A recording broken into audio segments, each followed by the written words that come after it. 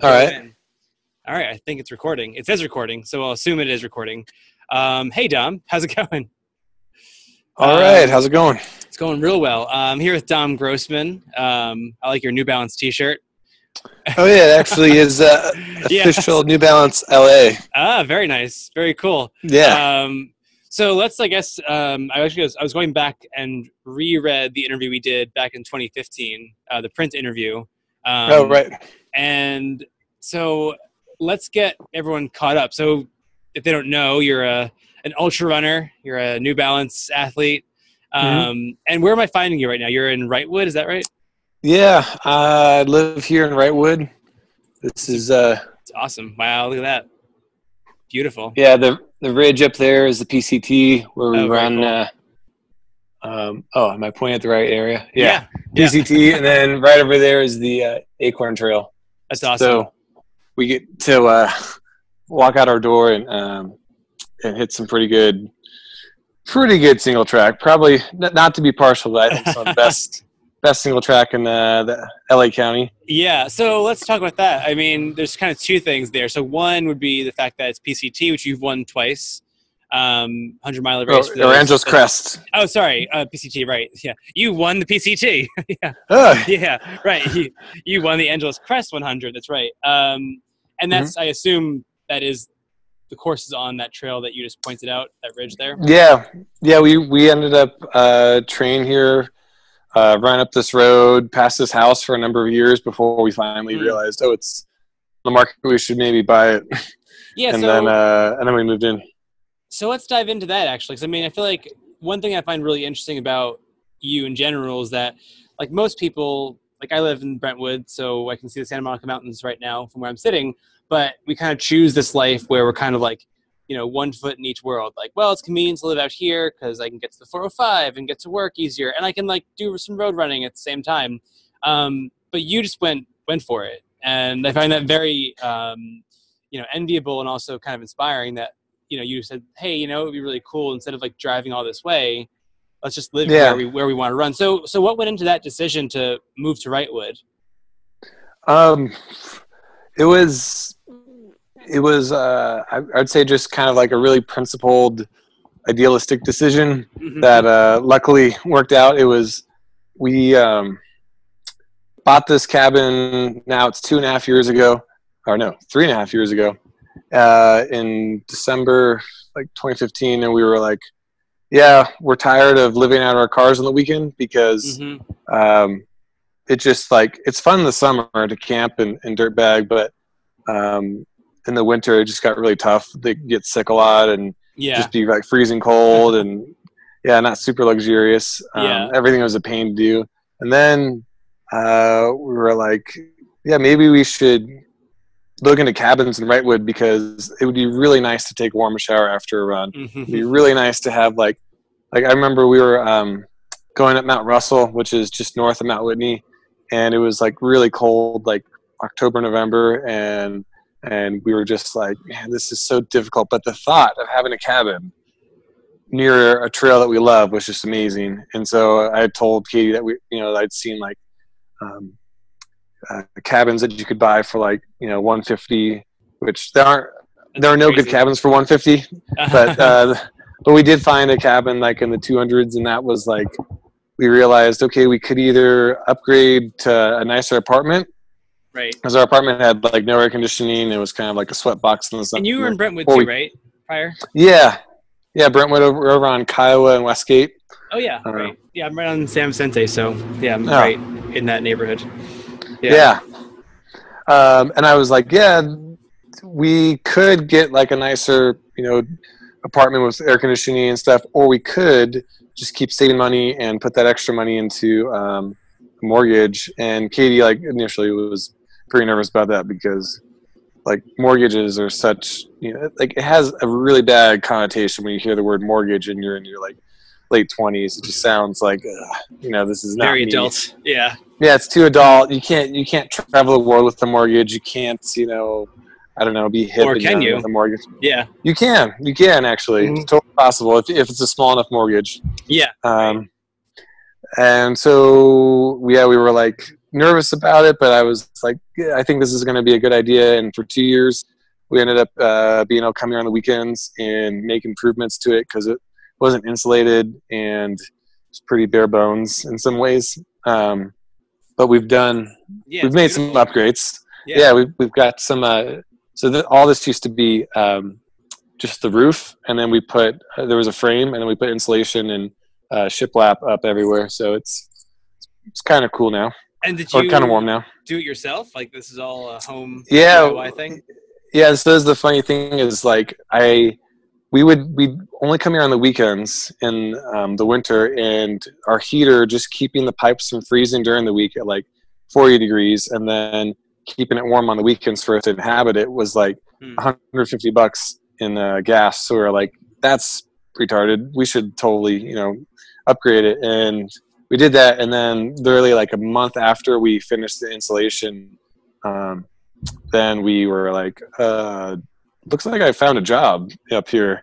Maybe we could move in up here and we could like live up here full time. And it was like perfect timing, because if we had tried to live here with like full time without the insulation, it would have been like ridiculous. Yeah, but now it's quite cozy. A little grim, maybe. So wait, you're an engineer by trade? Yep. And so before you were there full time, were you working in like somewhere in LA proper and then like heading there on weekends? Yeah, so that would be like the crazy balance of like, it'd be really nice during the week. We'd run in the Santa Monica's and have a good time. Yeah. But then we'd, sit in traffic more or less. I worked in Hawthorne, actually Gardena, at a small company, and it was like the hustle. It was like the honest to God true hustle. There was the work we did was like a lot of high mix, high volume. So I was just juggling tons of different projects, trying to get them built quickly and correctly and efficiently.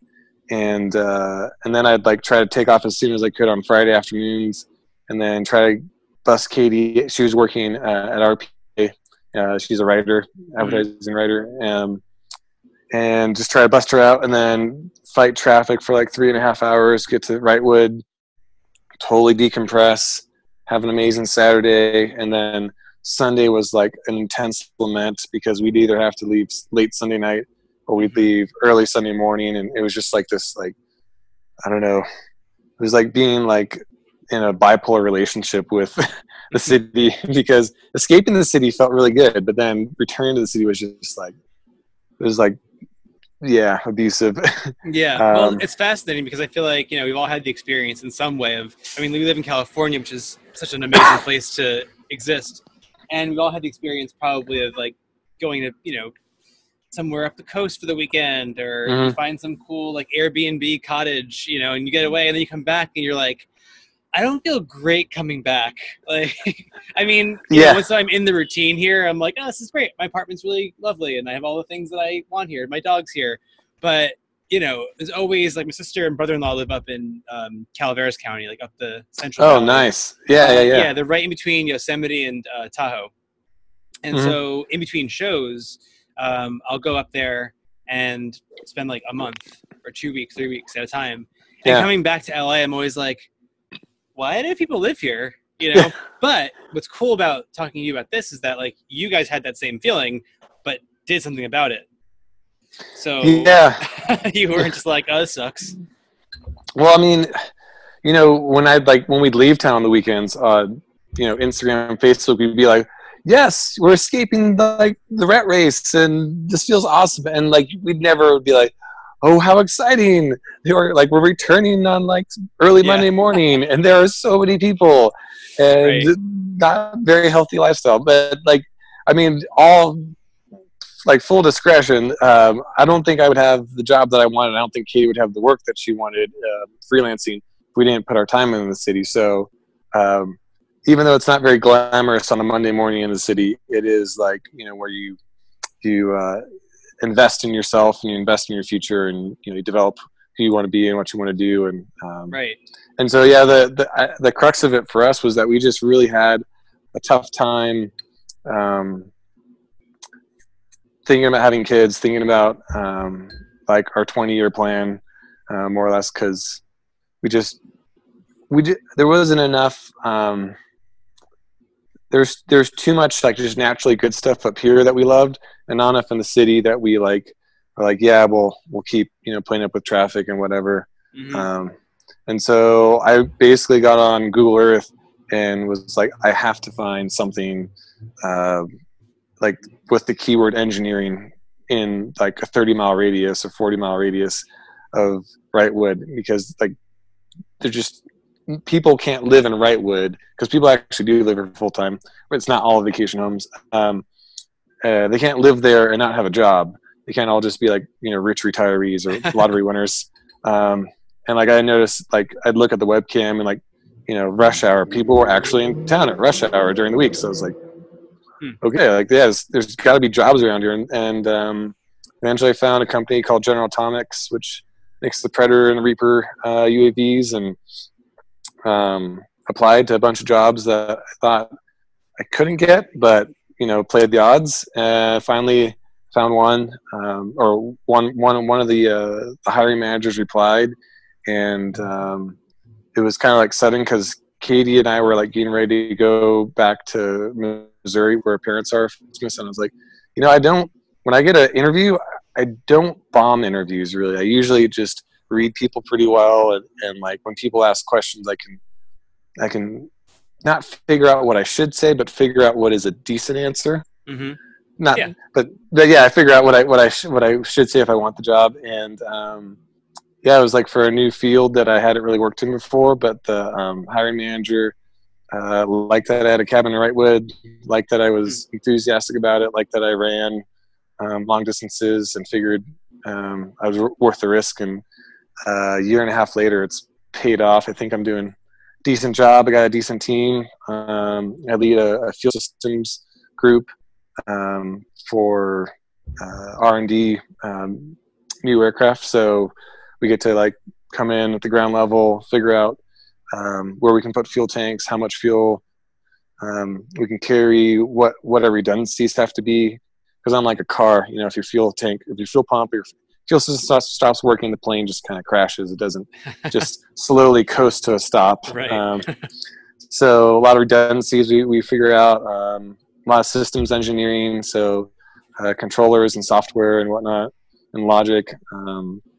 And then we get to build our prototypes for ground testing in our first 5 aircraft, and then the company actually has airfields up in the high desert, and we get to go flight test what we build. And it's a cool thing for me, because before I was doing more sustainment engineering, which is you just make something cheap and make something efficient and make something work that's already been designed decades ago, and wasn't really what I loved. So this was a good job for me, a good fit. And then also Katie got to the point too where she stopped really worrying about like her career in a sense of like, I have to become that, climb the corporate ladder. She was just happy with being happy doing freelance work. Whether she was highly recognized or not, it wasn't the end of the world for her anymore. And so she gets to work here on this couch every day, watching the sunrise and the sunset, and going out for lunch runs and stuff. And that's pretty sweet. And then I get to run here in the morning, which is beautiful, and in the evening. And company has 910s, or 980s. So every other Friday I have off. So I got 3-day weekends. I just came back from in the Sierra, and it's a decent life, because it's more like classic American rather than city hustle. So. Yeah, well, it seems like, speaking to what you said about, Katie maybe shifting from, who's your wife, by the way, we should probably point out to those that don't know. This is my teddy bear. I have a stuffed animal that I call Katie. Yeah, she's great. You got to meet her sometime. But like that shift of sort of like the extrinsic to intrinsic motivations, like, like I'm now living the life that I want, and everything is motivated by just the experience of being alive versus like this thing that's kind of dangling always, out in the corner somewhere. And you mentioned before UAV. What is UAV? Unmanned air vehicle. Oh, so like drones essentially, or drones. Yeah, yeah. Using the lingo. Well, we call them UAVs, UAS. But yeah, drone implies that it's just like a really Right. cheap, Oh, I see. not very smart, just doing Right. donuts in the sky. But you can. I won't get angry. But yeah, we have like we kind of are like the Toyota of UAVs. Okay. Like our we have at any given time 70 of them in the sky at every second. Most of them will land for like 10 minutes, 30 minutes, and then they'll go right back up for another 24 hours. They're really high use, high reliability, kind of like persistence awareness. What we call persistence intelligence, surveillance reconnaissance. So they keep our troops safe and keep our pilots safe. So Gotcha. yeah. And you were ROTC, right, in college? I went to the Naval Academy at Annapolis for Okay. 3 years. Gotcha. Yeah. And did you have aspirations to go into the military? I did, and then I think that my life took the path of like I ended up doing what I really wanted to do. Like the whole part of the reason I got into the military mindset was that I thought I was going to be a deskophobic, and that if there was a desk in my life that I was going to suffer greatly. Right. And ultra running kind of filled a lot of that like phobia, because I can work behind a desk for hours knowing that I get to go out and run as far as I want, Yeah. Well, let's talk morning. about that running as far as you want. What are you training for right now, or what's your training look like these days? So I have a 50 miler in New Mexico called Jamez. It's by Los Alamos, and it's high altitude 50 miler I'm training for. And then it's kind of like that's a leapfrog to train for Angeles Crest, just to training race along the way to get ready for that. And that's in August, right? Yep, AC is the first weekend of August. And yeah, I at first I would like do every other year for AC, and now that I live here, I'm like, I can't live here and not dream about running the race. It's your home course now. It's your home race, basically.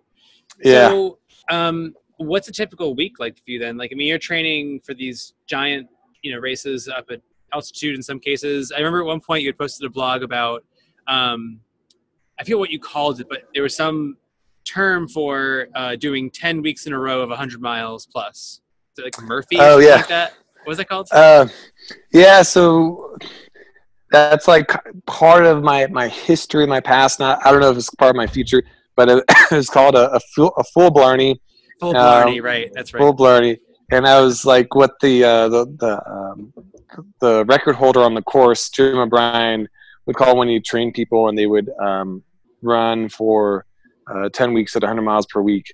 I got a little bit burnt out doing that the first time because I was traveling and working full time, and it was just kind of more intense than maybe necessary. Because I think like in life, like if you're really stressed out and you're trying to run, as hard as you can, like there's a limit to it where it'll, like stress is stress, whether it's running stress or work stress or traffic stress or relationships or you name it, like it all adds up, and there is a limit where if you add too much stress too quickly that you can't really sustain it. And that was like doing 10 weeks at 100 miles a week. That was really tough. And I'll probably do like 4 or 5 maybe 100-mile weeks depending on how things go, but yeah, I'm more realistic now, I guess, than idealistic. Well, it's funny. I mean, you look at like 100-mile weeks, and like to your point, like the formula of being like stress plus rest equals progress. Right. And you look at the pros who are running, say the marathon, they're probably topping out at like 140 miles a week, but that's all they do. Like there's almost like hermetically sealed from any life stress. So how do you then, like when you get to these 100-mile weeks, I'm always fascinated by how people develop this durability.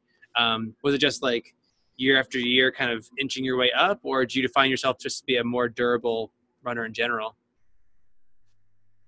I find that like ultra running has definitely for me been a sport of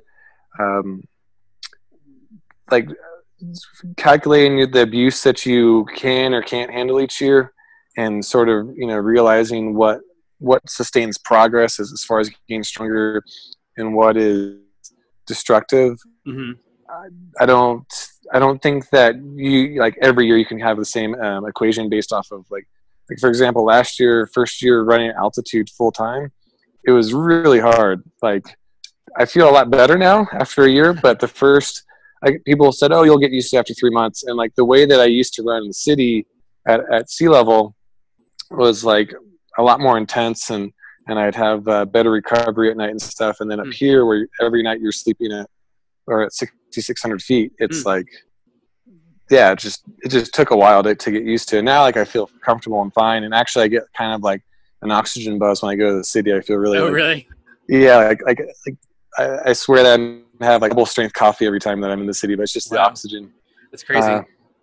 But yeah, just having like year to year, figuring out what your weaknesses are. I've had like injuries where I've had to spend more time cross training and stretching and trying not just one type of stretching. Like I did yoga for a while, and then the teacher that I had, she left, and I had a new teacher, and the new teacher I didn't work as well with. And then I found out about this active isolated stretching that Rob Carr has had a lot of success with, so I went with that, and that worked really well for me. And what is that sort of like holding isometrics and like opposing muscle groups or what? Yeah, opposing muscle groups. So like if you want to stretch your hamstring, you physically lift your quad, so you tighten your quad. And so at the end of this, as you're if you're lifting it to like 90 degrees at the end, then you use a rope to pull for 2 seconds as you're pulling. And so your muscles, your muscle that you're stretching believes it's okay to be stretched because the other muscle is pulling it, rather than just pushing on a muscle, which can cause that muscle to tighten up if it's just being pushed on. Right, because the muscle's like, what's happening? Why are we in this range of motion? Yeah, like I'm not supposed to be here. It's like it's like a bad blind date. Like, you're going too fast. Yeah. Yeah, I do this thing called functional range conditioning. It's the same kind of principle, like it sounds like, where you're sort of working at end range and like activating the opposing muscle group to kind of get into like better internal rotation of the hip, or into extension. That you're kind of using your glutes and hamstrings to kind of like help that hip flexor open up. So what were some of the? I mean, because I train primarily for the marathon. And I always wonder if I was doing ultras, like if I'd be a little more sensible about it because I'm so frightened of that distance. Whereas the marathon, I'm like comfortable. So what were some of the injuries that you've had? Because I always, as we all are, I guess, we're always trying to like find like how much can I do in a given, 7 or 10 day cycle. Is it, 7 hours of training? Is it 12 hours of training? So how do you navigate that? And when you've had injuries, like what have they been typically? Yeah, so to navigate it, number one, it takes a lot of like just really listening to your body and having a little bit of experience, but also just like finding the line between being hypersensitive and being like too courageous. Because there's definitely people that'll just be like, "Oh, I'm going to tough it out for like 3 months," and toughing out for 3 months doesn't necessarily make you stronger than in 3 months. It may have like introduced a new weakness. And so like injuries I've had IT band problems, I had calf, I had hamstring. I had like a hamstring seize up in the middle of, or at the start of the Sean O'Brien 100K this year. And it's just like figuring out, year after year, okay, how much do electrolytes affect me? What's my form? What shoes am I wearing? What's my cross training regimen? Am I sitting too much? Sitting's like a big weakness for runners. Yeah. Am I not aware that I may be drinking too much coffee and I'm not getting enough sleep at night? Am I just feeling like emotionally tired because of something else? Because sometimes, like you go for a run in the evening and you just look out at the trail or the road and you don't even run for like 30 minutes because you're just like sad or I don't know, you're not motivated. So I kind of try to keep it all in perspective and hold myself to like what I know is what I'm capable of. And then as I start to approach my limits, look at, and research new ways to recover better. So like I've learned about like one of the problems I had during the full Blarney was I would run a double in the morning and the evening, and then I'd come back to go to bed, and I just would be so amped, even though I'd be tired. Like we're talking like 7th, 8th week of it, I'm still tired, but I can't fall asleep at night. So if I can't fall asleep but I'm tired, then I'm going to wake up exhausted because I've got to run early so I can go to work, and I'm just going to feel like, rotten. So since then I've learned about melatonin and magnesium. Magnesium will help to relax the muscles and prevent any overtension at night. And then melatonin is just sometimes it's your body can't produce enough melatonin to compete with the adrenaline, everything else that's going on. So that sometimes when I'm like I really need to sleep, I'll take a little 3 milligram melatonin and some magnesium, and that's Well, it's funny. I mean, like one thing that I've really come around on in the past probably like 2 years, but really the past year is like just the importance of sleep. I think like for a long time I would just like, if I was going to meet friends for a run at like 6:30 in the morning, I slept crappy or whatever. Doesn't matter. I'm up, and you'd feel like dreadful. But I would still meet friends and go for runs and all that. And now it's like I actually wear this silly looking sleep ring that like tracks your sleep. Nice. Yeah, it's been really cool because like I was having like when I'm from Jersey originally, and so when I go home for like, the holidays for like 7 weeks or whatever. Sorry, my dog's sniffing around a cobweb. Let me leave it. Come here, go up here, come here. There you go. So I'd go home to Jersey for like the holidays, and it was like cold, dark, and quiet, and my sleep was amazing. And then I'd come back to LA and sleep terribly. Like I'd be like hot at night, and even with AC or whatever. So I was like, I got to figure this out. So I got this thing that looks like a cocaine like dealer from the future. Nice. Yeah. It's kind of my look. And so I started like measuring my sleep and the quality of my sleep and, resting heart rate overnight, and then would make interventions and then remeasure. And like, now that I've got like all of the sleep, environment, sleep hygiene stuff dialed in, like waking up and feeling good in the morning, your motivation's so much higher to go run far. It's like, imagine that, So for you then, like what was some of the other like cross training stuff you're doing to supplement, and then do you still cross train like typically? Yeah. I had a friend, Michael Shimon, he's still my friend. I know Michael Shimon, yeah. But he put together some of like his top as a physical therapist, his top recommendations for runners, workouts. Rob Carr had a really good cross-training interval workout that he did as well. And most of them, Shimon's and Rob's shared a certain amount that like I felt that I took the best of both of them, and they improved my running the most. So what is that typically like? Is it kind of a lot of like hip stuff and glute work? Yeah. So I do, I call it my 330. It's 330 reps of core from like regular sit-ups, crunches, flutter kicks, reverse sit-ups, all different types of stuff. So I do that. That's from like my military training, and it's just always worked well for me. And then throwing some planks maybe as well. And then I do a lot of lower body. So I'll do lunges, squats, ankle raises, and all those are weighted. And then I'll get at my work, we have a little gym, and I'll get on I don't know what it's called, but like you rest on your shoulders, like so your legs are off the ground. And then I'll like pick my legs up into like knee tucks, and then I'll do like 90-degree leg lifts as well. It would be like if you're like hanging like this, so then you did that or that. Yeah. And chin-ups are good. They hurt, but they're good. Yeah. And then I'll do Swiss ball, I don't know what you call them, curls, but you're on your back, and hamstring curls, and your knees are at 90.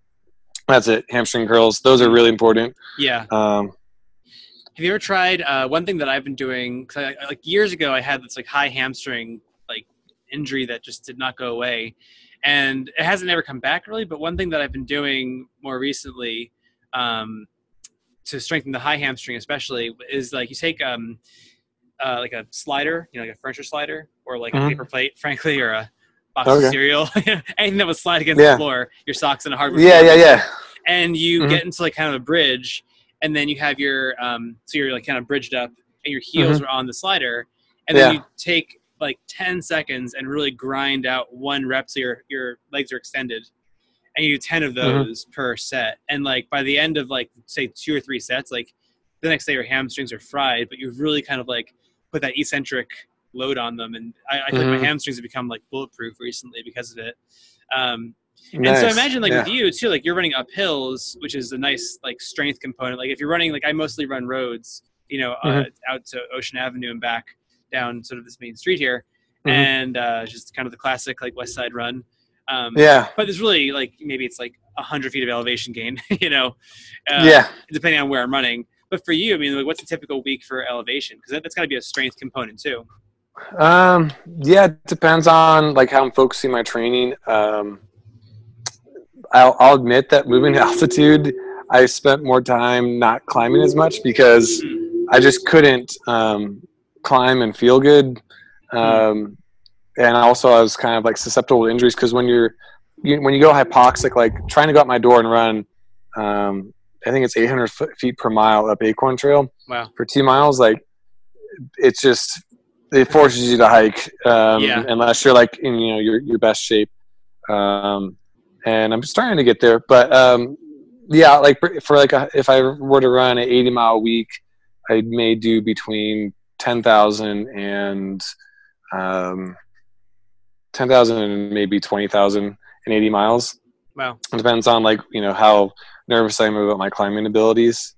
But I've done like 30,000 foot weeks, and those you end up just hiking a lot, and that's also good if that's what you need to do for your race. But at the same time, because like cross training is like safe. You're really not going to injure yourself cross training, but running up hills and down hills for a long period of time, you can injure yourself just like trying to hold that position of running uphill or just keeping yourself upright going downhill. It's like you can wear something out or make something pop. So, and so when it comes to like running downhill, like you're really running like mountains.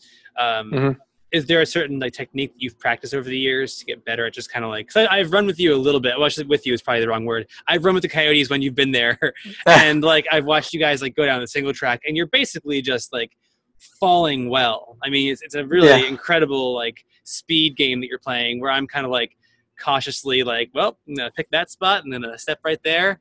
Sure. So how do you get better at that? At flying downhill. Yeah, it's like, I like to think that I do it well. Probably not like the best in the world, but I do it pretty good. And the philosophy is that you don't fight it. That like you get your natural inspirations. This is going to sound really hippie, but no, let's go there. Like I am at my heart. Like just trying to channel what water would do. What's like the path of least resistance?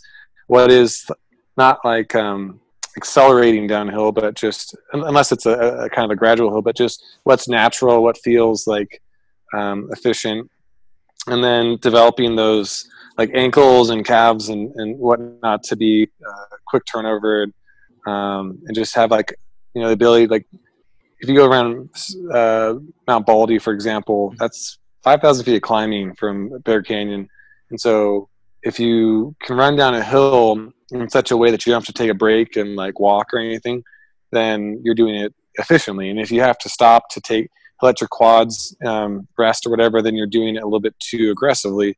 So I've just sort of like honed over years, like figuring out, hey, this is my pace that I will sustain a good downhill pace and not have to, blow up or whatever. But then again, at the end of a race, like I'm going to be running again this year, the Mount Wilson Trail race, which is 4 miles up and 4 miles down, Mount Wilson Trail. And I'm going to be running down that like at an unsustainable pace so that when I cross the finish line, I can just fall like into the fetal position on the ground and cry for 10 minutes and then act cool. Yeah, right. I wasn't crying. Yeah. Is that a nice change of pace for you, like an 8 mile race, like coming off like 100 milers and 50 milers? Like, oh, cool, just like run hard for 16 or 8 rather. Sounds Yeah. incredible. Yeah, no, it's like I know I don't look good when I do it. Like I have like a decent way of like keeping my face and like legs and whatever like with good form when I'm running like 100 miles. But running like 8 miles, I just look like not good. Um, let's just say I wouldn't. If people were casting a runner, I wouldn't be what they would cast Okay. when I'm running those races. But I really enjoy it. I like competing with guys like from all different walks of life. So there are guys that are like really good marathoners that'll do it, like road runners, and they're just like phenomenal on trails, but they don't do anything longer than like a 10-mile race. And then there's other guys that I train with and race with that are doing ultras, and they're trying just to keep up like just like me. So it's fun to see where we filter out. And I don't care about winning an 8-mile race. It's like Right. it'd be nice, but I don't care. Yeah.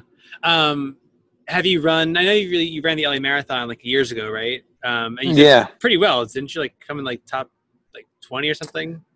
Yeah, I ran like it was like 243 or 242. I ran, and yeah, but at that point, were you like training for it at all, or you're training for mountain races and just like decided to jump in?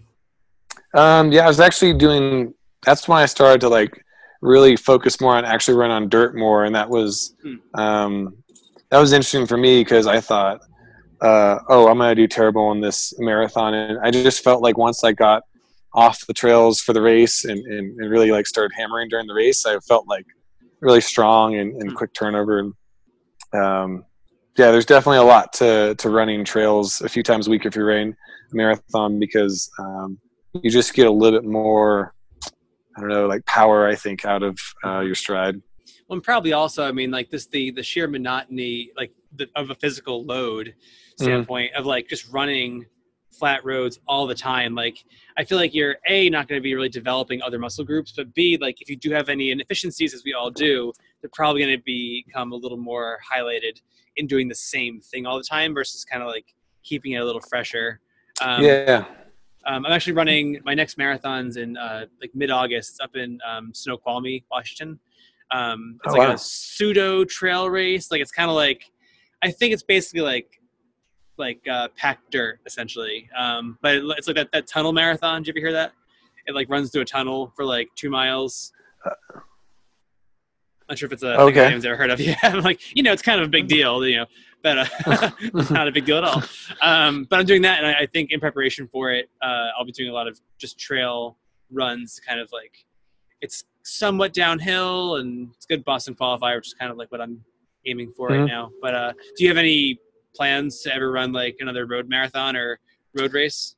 Yeah, I always do plan on it, and then I don't know. I don't always have years where like I plan things out like as I probably should. I like a few years ago I used to like be really like staunch about this is exactly what I'm doing. This year is my schedule. I'm not making any exceptions for what comes my way in life.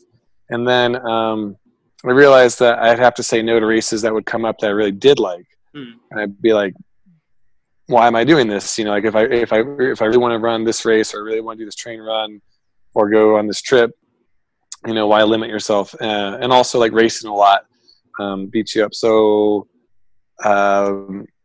ideally, yes, I would like to do the, I think it's called what's it called? The run. It's the one that goes from Crystal Lake down to Azusa. I think it's called Azusa Canyon Marathon. It's a marathon? Yeah.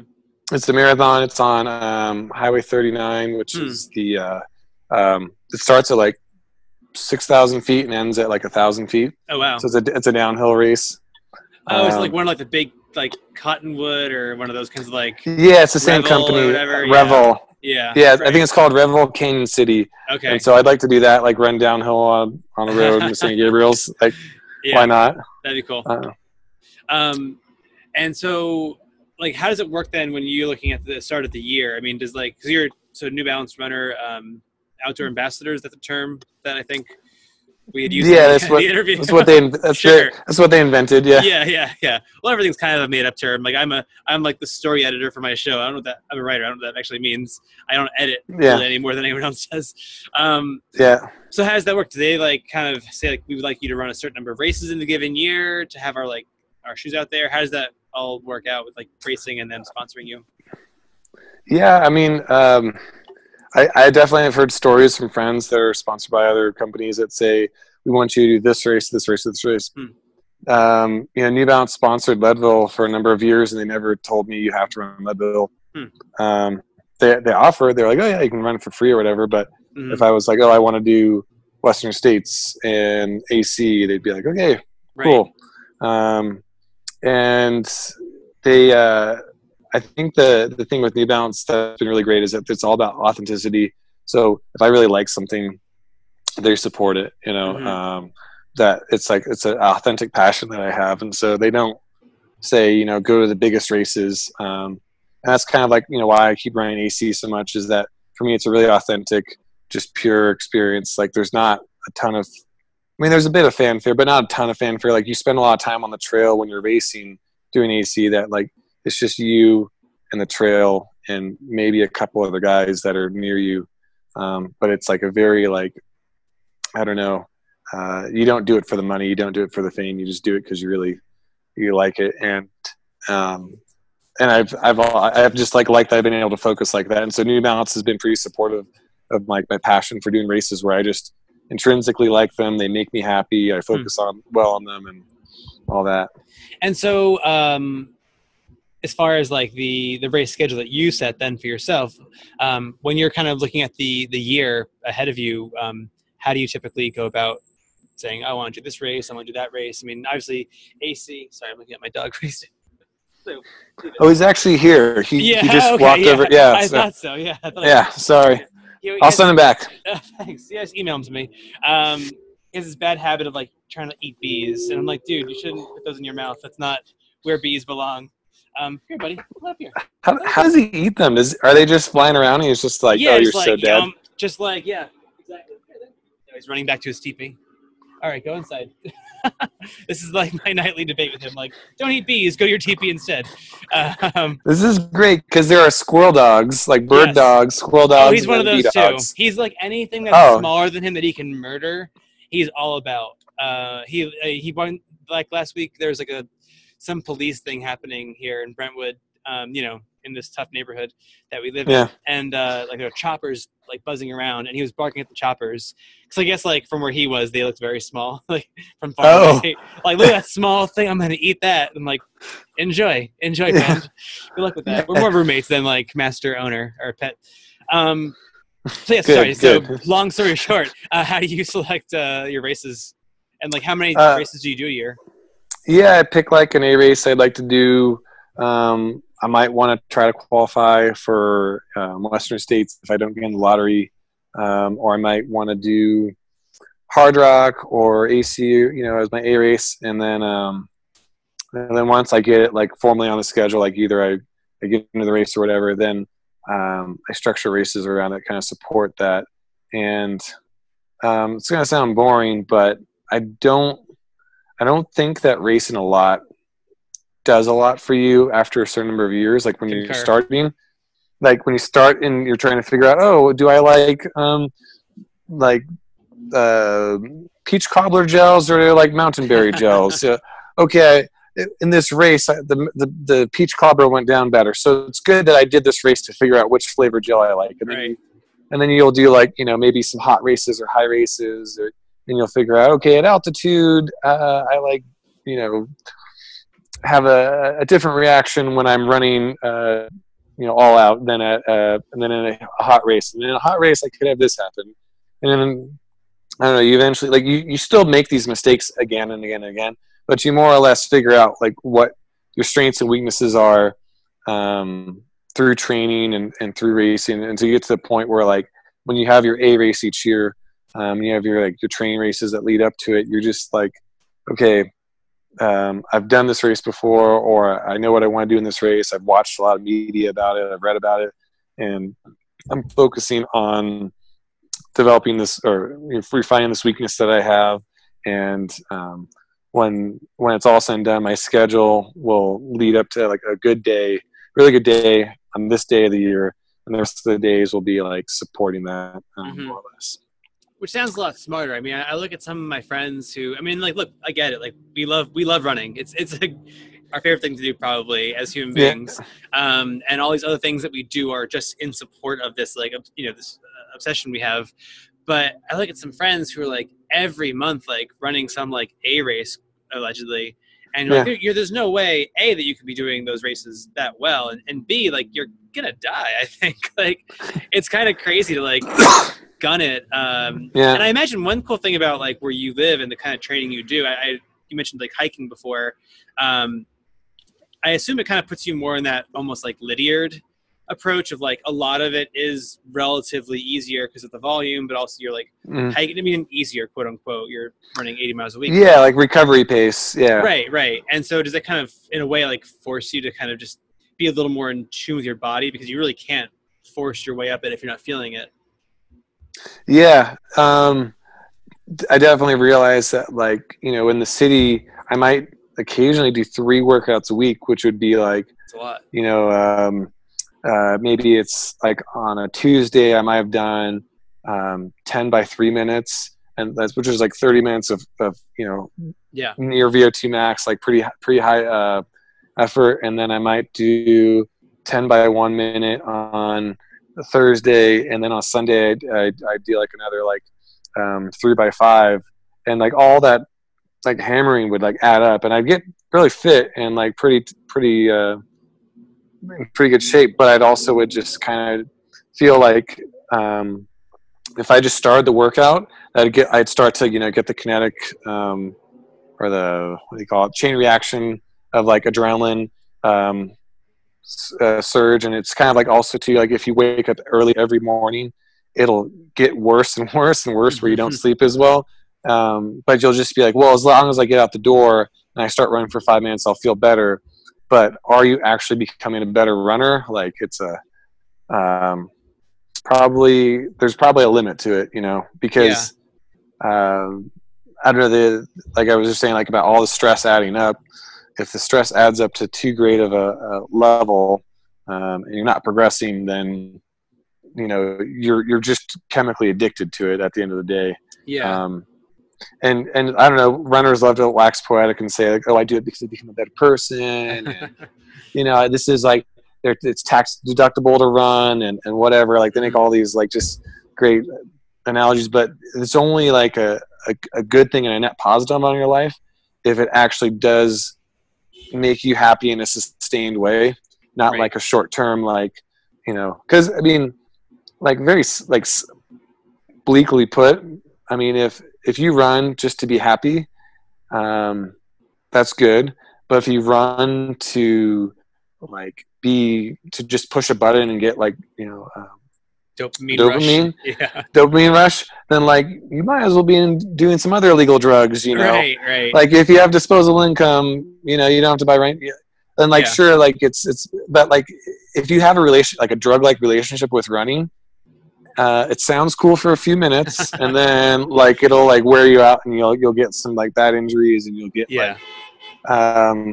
you won't have balance in your life. You may not have like good friends. Like I always found that like the people that I really were drawn to weren't just they were like kind of complete people. They were like interesting. They were athletic. They had a similar outlook on life, that we're here to be happy. We're not here to be conquerors. I have like an analogy that I'm going to try to see if this one bites, if it plays well. If it doesn't play well, you can cut it out. No, go for it. It's all staying in. Okay. So like it's kind of common, I think, like in America in some ways. Not that I don't definitely love America. Why do you hate America? What? I freaking love America, man. This place rules. But it's common in America to chase happiness, like as if you were a hunter and you're hunting for your food. Instead of hunting a deer, you hunt a lion, because the lion is like more impressive and gives you status. And just saying that you're hunting a lion makes people think you're cool. Whereas like if you just hunt a deer, which is, nearby and stuff, like you can eat and you can, and if the hunting the deer is getting the food to fill your stomach, if that's the point, then you would just hunt the deer. But if it's all about status and ego and attention seeking, then like you end up spending thousands of dollars to go to Africa, and then you get malaria and all these like misadventures along the way to get the lion. And then you get the lion, and then it turns out lion meat isn't very good, and it's all it does is just it's a really nice rug that was really expensive. And like if you look at chasing happiness in that same regard, like chasing happiness is not getting the expensive car, it's not getting the high profile job. It's those things are fine if like it's part of like an appropriate process that does make you happy. But if you're solely focused on like I have to get the lion because the lion is all that matters, then happiness may or may not ever come. And like if you were at the hunter trying to feed yourself hunting the lion, you may just die of starvation in some ways. And I think that's like the key takeaway is like not to die of starvation when you're in pursuit of your happiness, not to be like, oh, I want to win this race, or I want to run this number of miles in a week, or run this time in a marathon because that time is my lion. You just want to say that this process is my deer, and the process is something that is what's really like special about signing up for a race. The enjoyment of being like you're going to be running on nice dirt fast, and saying, okay, I'm gonna get to spend more time running trails, which I kind of like, and then going with that process rather than if I don't run 2:55 on this day, my life is it was all a waste. I'm garbage. It was all a waste, and I will be sad for the next year. I mean, it sounds so funny to say it out loud like that, but there's so many people who really do identify. I mean, not just with racing, but like the outcome being everything and the process meaning almost nothing. And you're like, you realize that life is entirely a process, and maybe like you'll have like a couple dozen outcomes, like when you really like stack it up, like versus thousands of days in your life. And I think it again speaks to that whole like intrinsic versus extrinsic motivation thing. Like, why are you out there running? Well, I mean, I've always loved like the Boston Marathon logo being a unicorn. It's like this unattainable mythical creature you can never catch, but like whatever your own personal excellence is, just like use that as like the thing that kind of guides you along in your life. And in fact, I went to school in Boston, and I've told the story many times on this podcast. What do you call video? I'm not even sure. On this video series, a web series, webcast, a seminar, digital shorts, right, it's digital shorts, So I went to school in Boston on the marathon course, and like that's where I kind of fell in love with running, just like being there and seeing it happen in front of me. But since I've moved to LA 10 years ago, I've been basically trying to qualify, and so for me it's 3:05, and like I've failed in many, many ways, like if that's the one metric, but like the pursuit of qualifying has like meant arguably much more to me than, I mean, I haven't run it yet. Hopefully like I'll BQ this year, but if I don't, like, I know that this process has kind of like brought me through some really interesting places, and it's made me meet a ton of amazing people. And as you try to figure out, say like, oh, why am I getting injured? Then you get into like this other movement protocol. So like as a whole process, it's been amazing. And I can't imagine that like running it, I'm sure will be very happy, gratifying. And I would love to do it every year just for that kind of being part of that history. But like, it almost means nothing to me at this point beyond like, it gets me out the door and like doing this thing that I love.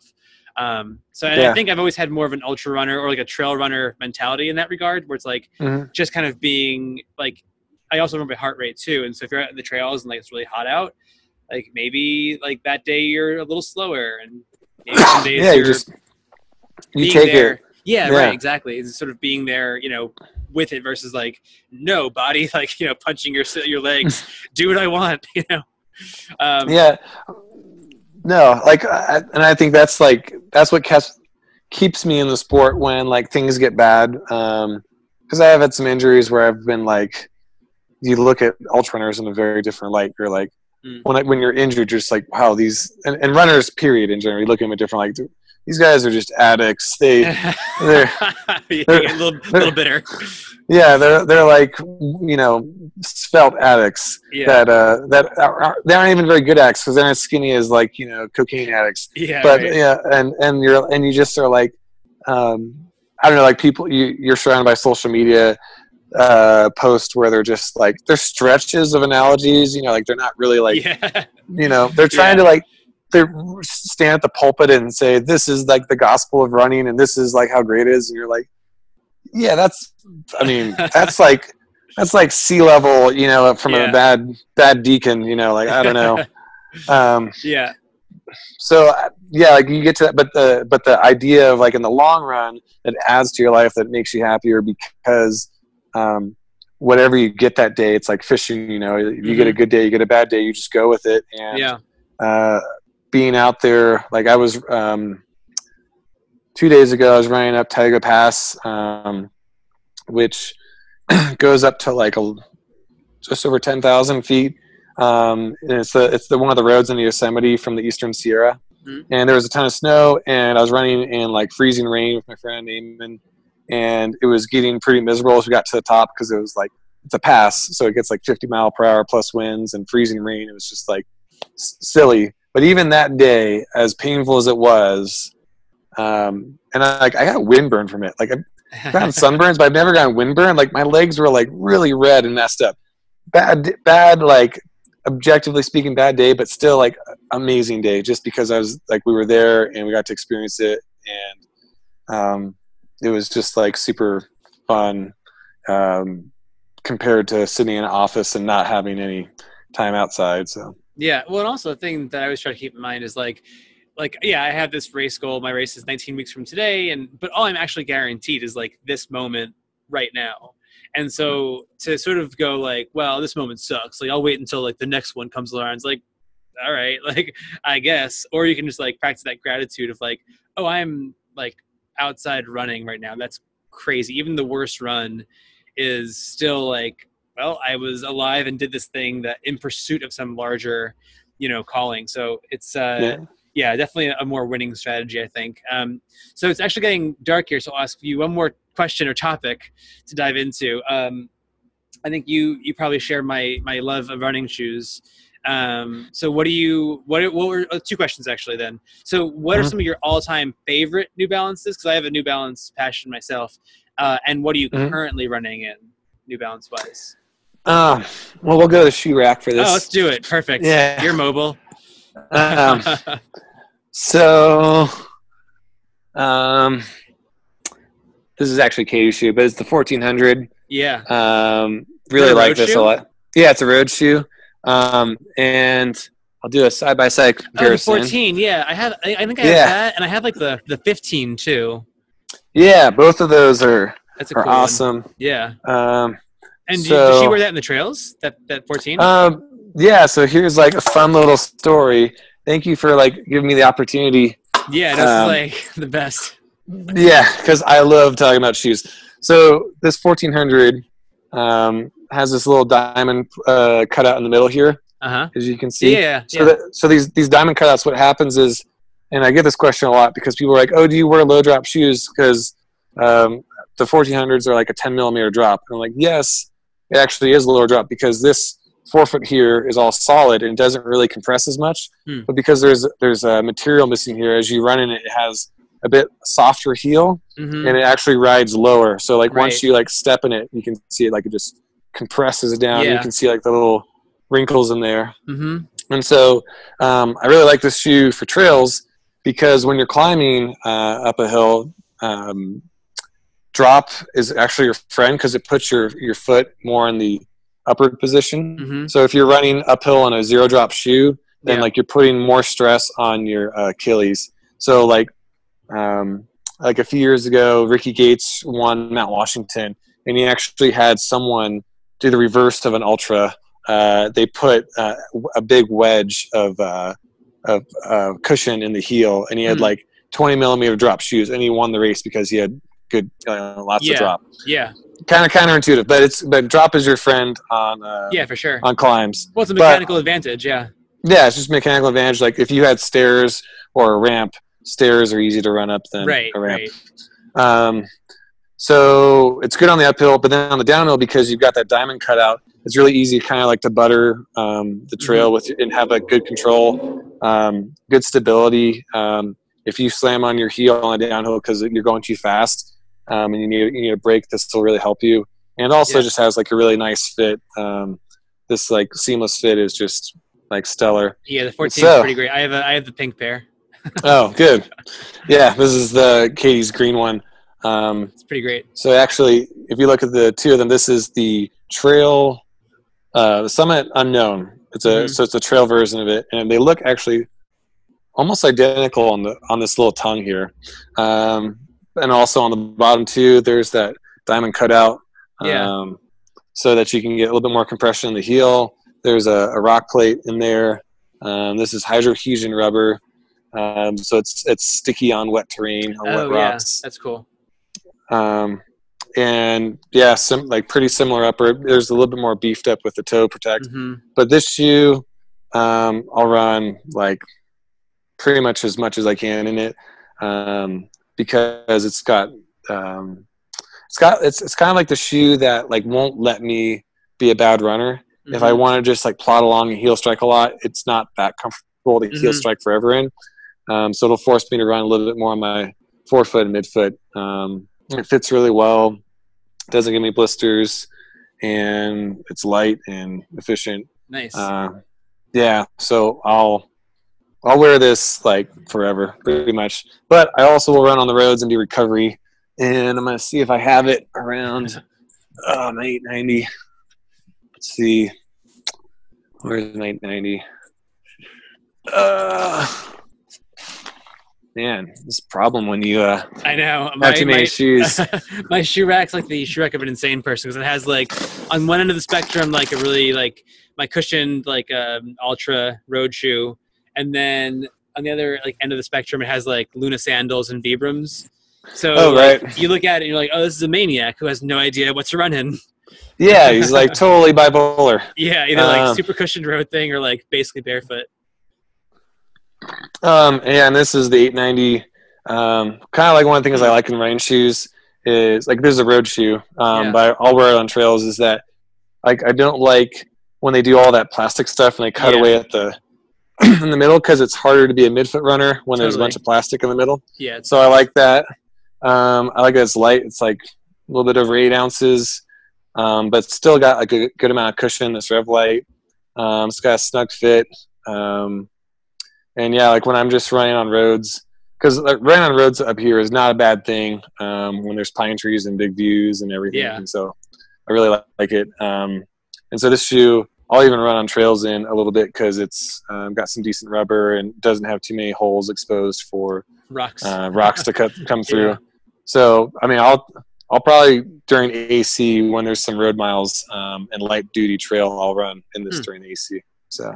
And weren't you for a while, like, I think I saw in your blog post, or maybe we had this conversation over, like, Facebook. I think most of our interactions early on were just, like, me asking you, like, shoe questions over Facebook. Yeah.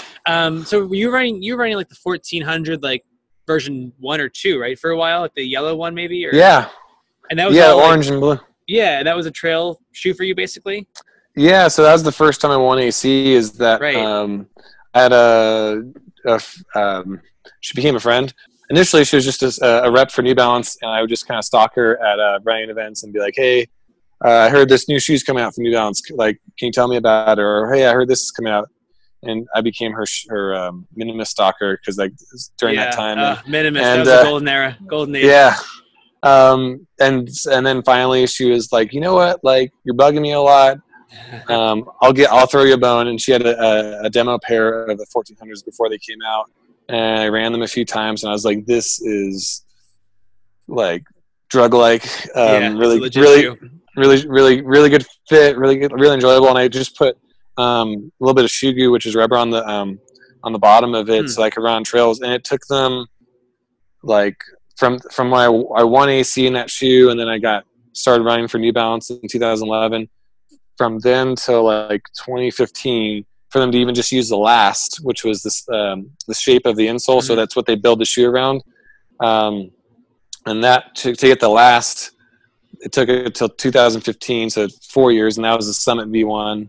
And then we had the Summit V2, but they didn't have that diamond cutout, and they had a different type of foam, so it wasn't quite like a 1400. It had a good fit, but not quite. And then now this Summit Unknown in 2018, 7 years later, we have like the shoe that I wanted. Your dream shoe. Yeah. My dream shoe, and I'm stoked on it. And are you giving them like notes and stuff, like when they're kind of in prototype, like, hey, what do you think of this thing? And you put 100 miles on it and let them know? Yeah, so the first shoe I got to help out with was the 110 V2. And unfortunately, that was a time when there was like a bit of turnover, and there was that shoe wasn't really completely thought out.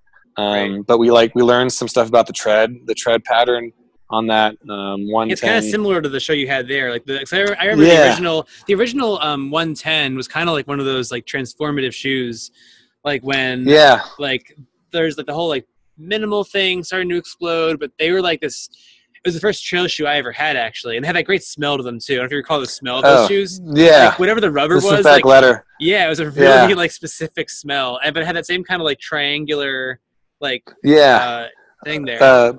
Yeah, so it's kind of like luggy without being too rough. Yeah, it's not like a Solomon like cleat. Yeah, and so we took that on the 110 V1, 110 V2, and we definitely like wrote down like what directional lugs worked well and what profiles worked well, and then what heights worked well, what type of rubber. This is hydrohesion, which is not a Vibram official rubber, but it's I really love it. It's really sticky and durable. And then we took that from the 110 V2, which was not like, it didn't really fit well. And then when we finally came out with the Summit V1, it was like a dry spell for a while. Then it was like we went more luggy because we wanted like the shoe to be lightweight, but also to be capable in really steep terrain. And I would actually like grind some of the lugs off because it was too much for me. Yeah. And now I think now we've gotten to like the middle ground here, which is I can take this on some pretty gnarly terrain and still feel pretty confident just because of the fit and the way it rides and everything. Yeah. So I'm pretty. And what's the drop on that? It's like 10 millimeters probably. Yeah. So it's 10, same but kind of like 14. Yeah. Yeah. It's just because it's actually the same. Last and everything. So it has to be 10. But because you have that cutout there, I really think it's more like a 6. Yeah. It feels like a 6. Like maybe you put it on the store and you feel like a 10 for a second, but then you run in it for a few minutes and it doesn't feel like a Kayano or something like some giant robust. Thing. Yeah. Were you into the one of the shoes that I still have that I've had forever that I still will run trails in, like Sullivan Canyon especially?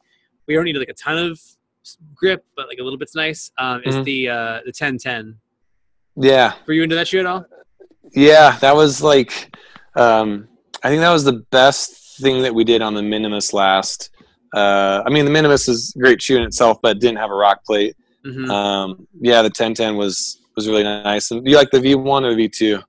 I have V2. Okay. Actually, the V2 is more durable. Now I'm trying to think, actually, do I have V2? Because the V1, you can get V1 the V2 was circles. Now. Yeah, no, I had that. I have V1 actually. Yeah, V1. Yeah, circles, and then they became more like hexagons. Right. Yeah. I also loved. I had like the MT10, which that was like an amazing shoe. I thought for just like existing, like being outside and stuff.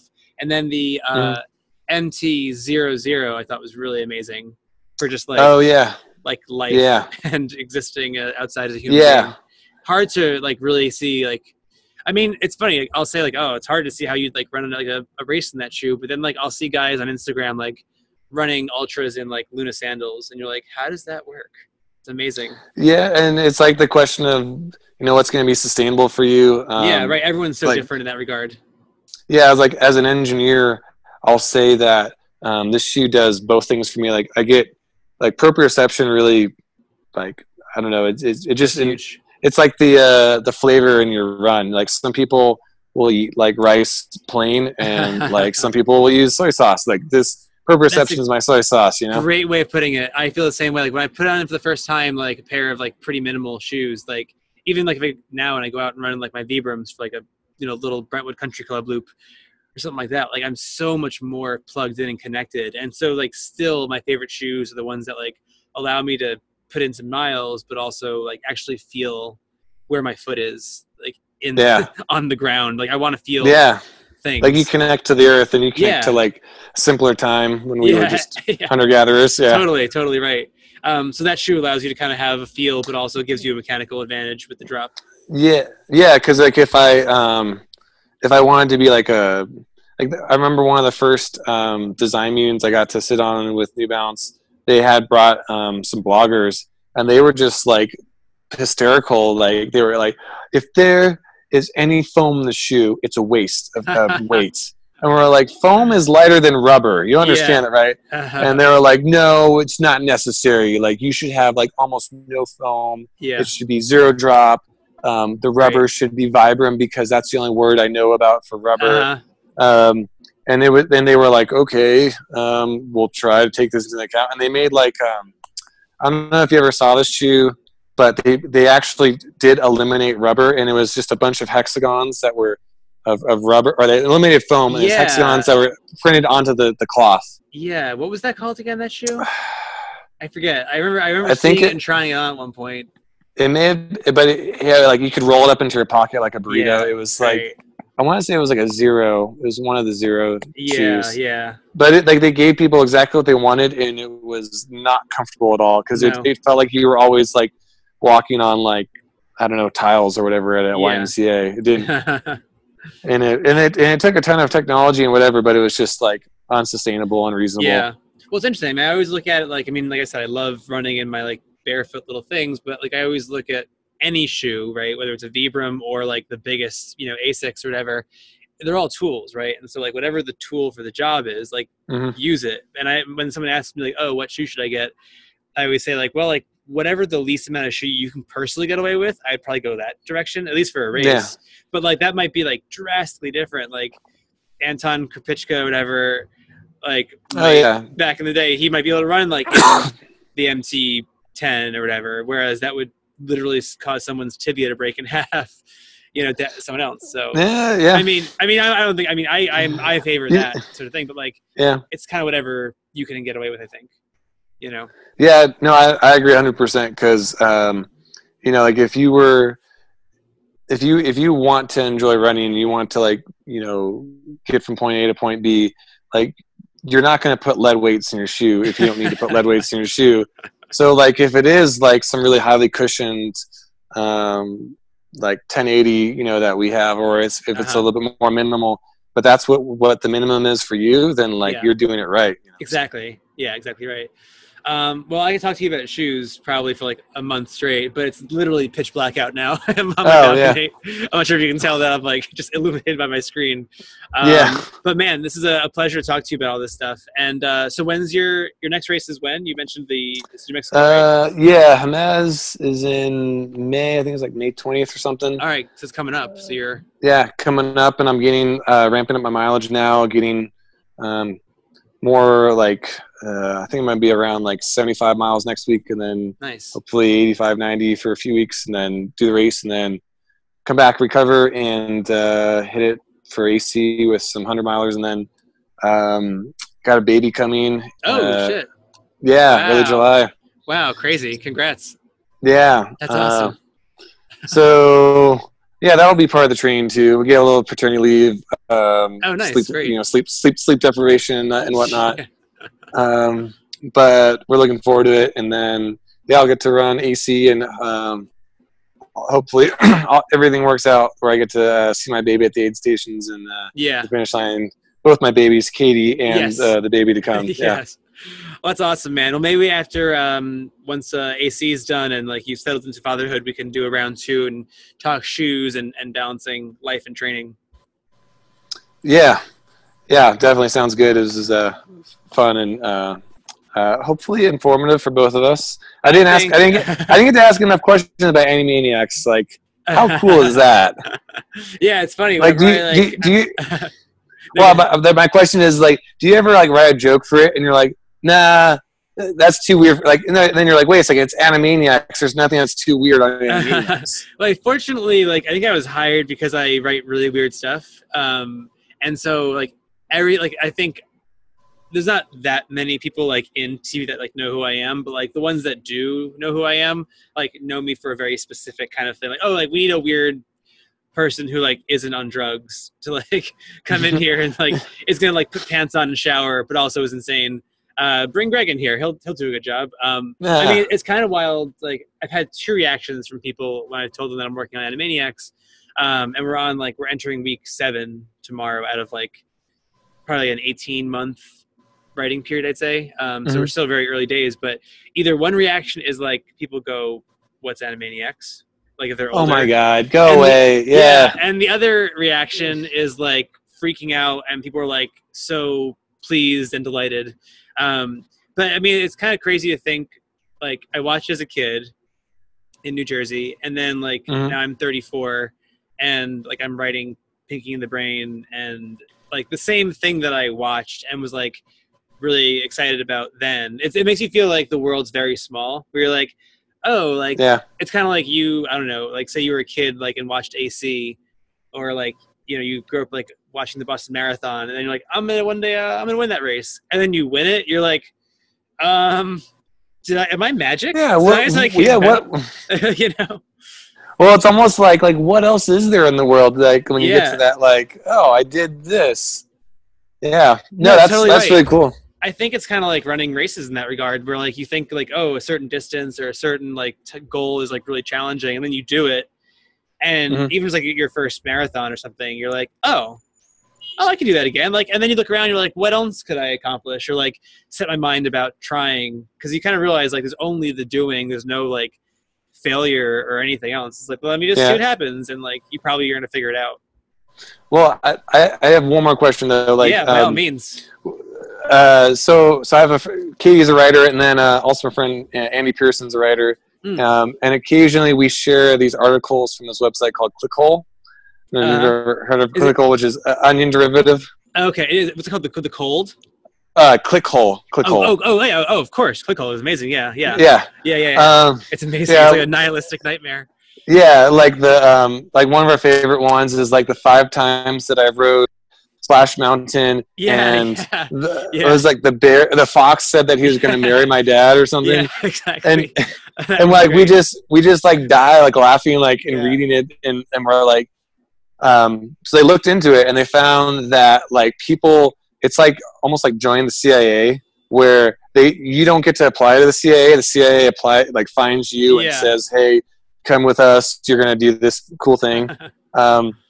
And like they supposedly inside when they write articles, it's just like this like really difficult process, because people will come up with some crazy idea, and there's nothing too crazy for Clickhole, obviously, because the crazy level is pretty high. Like, how do you collaborate with other writers when you're saying, okay, this will play on Animaniacs, or this is, you know, too Family Guy-ish, or this is too, you know, Archer-ish or something, like, because they were also like kind of jerks on Animaniacs, you know, too, that like they blur the lines. Yeah. Well, it's a weird show, I think, for a couple of reasons. Like, I mean, it's not like if you watch the original, especially, like it's not just a kid show. No, not at all. And like it's pretty like, I mean, like the sexual innuendo aside, which I find really creepy when they put that in kids shows. Like it's like flashing yourself at like a park. You're like, cool, are you happy?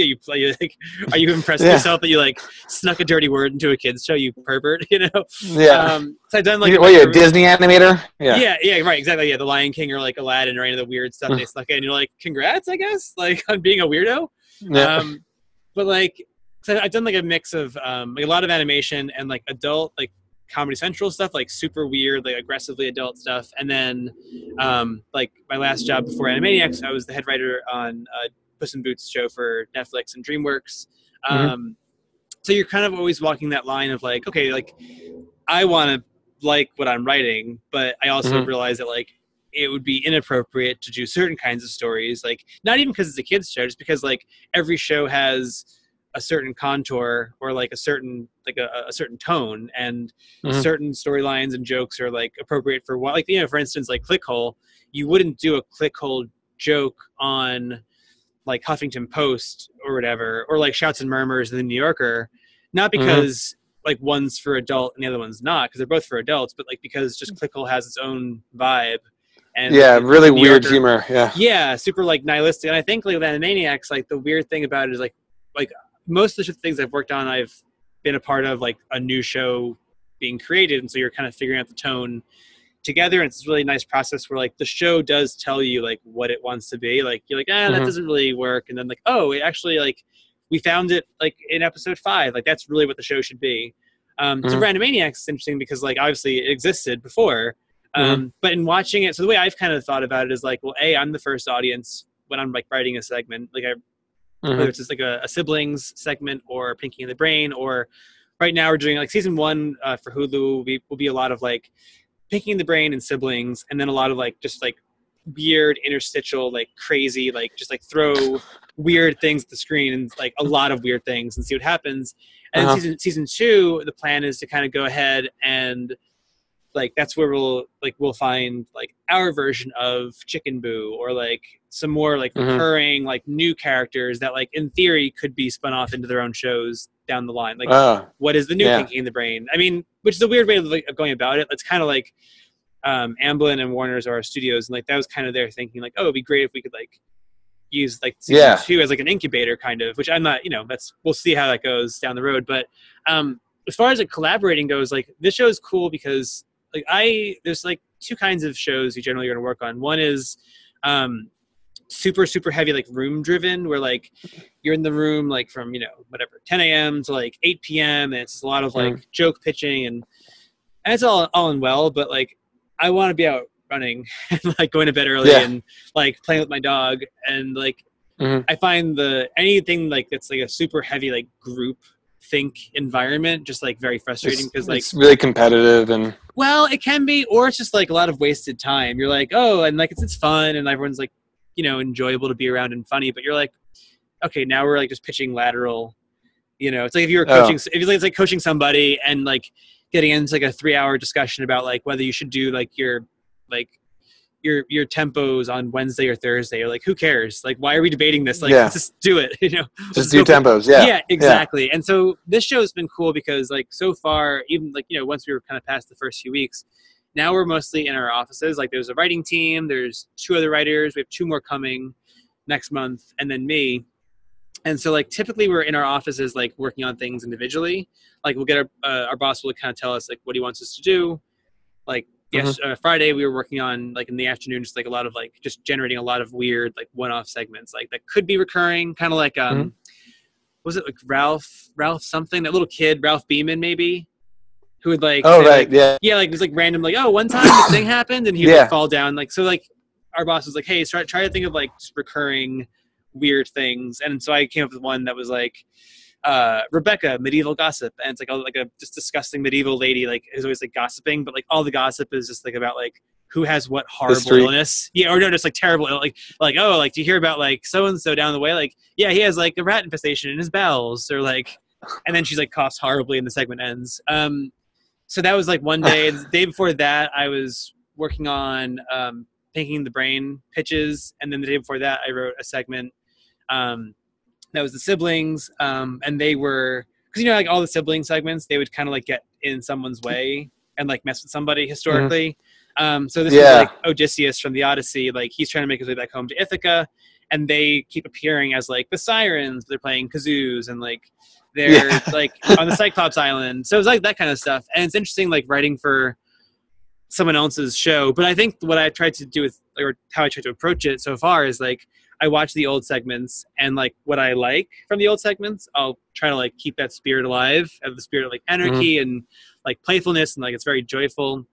And like Pinky and the Brain, like I found like the ones that are funnier are the ones where like Brain is much more like his perception of himself is so at odds with like the world around him. And like he thinks he's like the hero of the story, but he's really like the crazy person. So like putting him in situations where like his character is kind of front and center versus like the plot, of like how to take over the world. But then also like there's certain things with the old show that I watch now and I'm like, meh, like certain aspects of it, like it was a little misogynistic at times. Like I don't love the Marx Brothers in general, so like I kind of skew towards more like of the anarchy than like this guy, like old timey jokes. But but yeah, it's been really interesting. And as far as like collaborating goes, like ultimately you're just trying to, not even convince, but you're trying to like be playful and have everyone like try to understand, like if it is a situation where the group has to agree in some capacity, you're just trying to find like everyone. It's kind of like with a running shoe, like you just know when it feels right.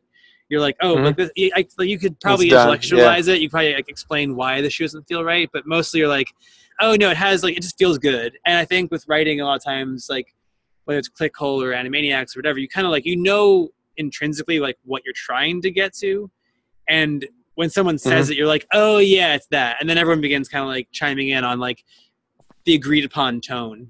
But yeah, it's definitely like a weird alchemy process. And like it's kind of like with running where you go out and like, all right, let me just like see after 10 minutes, like how far I want to go and assume that my body will tell me how far to go. And with writing, a lot of times you have to kind of give in to like the process. Like every day it's a blank page.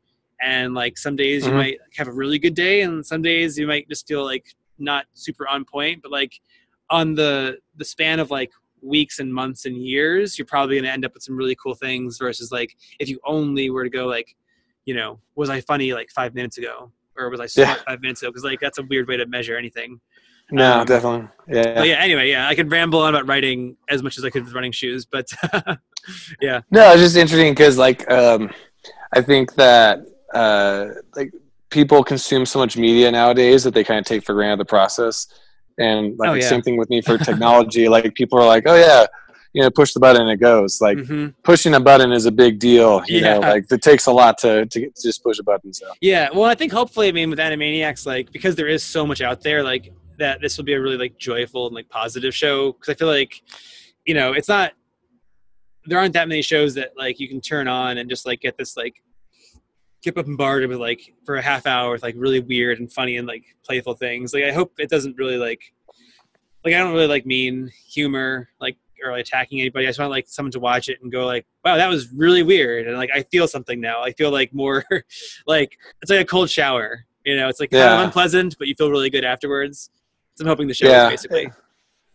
No, we'll definitely look forward to it. Yeah, it comes out in like 2020, so we have a little bit of time. Yeah. Okay. Your child will be 45 by then. Oh God. I think 2020 Blade Runner. Geez, yeah. Yeah, right. Yeah, we're officially the new Blade Runner now. Well, look, man. Yeah. Well, anytime you want to talk about Animaniacs, I'm happy to talk about that. Maybe on if you ever have your own video podcast, it'll be all about Animaniacs. Sure. Yes. Yeah. And meanwhile, man, good luck with your races. I'll be rooting for you. It's pretty exciting stuff. No, thanks very much, and appreciate the time tonight. And let me know if you're ever in Wrightwood. It's not a bad place to visit and live. By the way. Yeah. By the way. FYI. FYI. Yeah. If you ever go into the freelance side of life, it's man.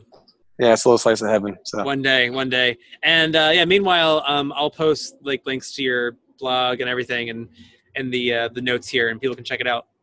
Cool. Right on. Man. Well, hey, have a great evening, and good luck with your training this week. Thank you. You too. All right. Take care, Dom.